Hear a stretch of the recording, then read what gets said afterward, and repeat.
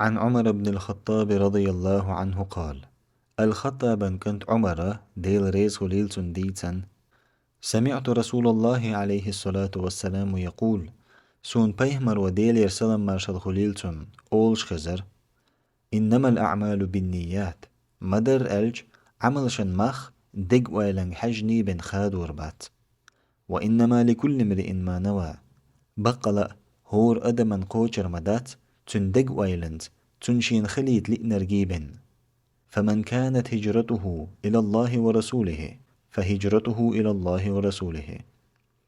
تندل نجح ملخ استجن قيش مخ قلخر ديل دحاء تن إلجن دحاء خلاح تأق استجن مخ خوالر ديل دحاء تن إلجن دحاء خردو.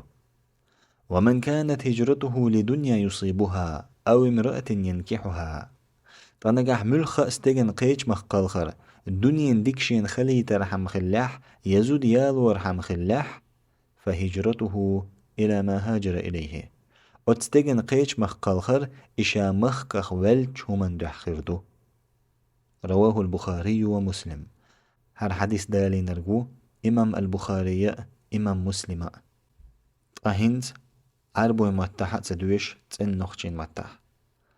الخطاب كنت عمر ديل ريز خليلتن ديتن سون بيهمر وديل يرسلم مارشال خليلتن أولش خزر مدر ألج عمل شن مخ دق ويلنج حجني بن خاد وربات، بقل هور أدمن قوشر مدات تن دق ويلن تنشين خليت لئنرجيبن.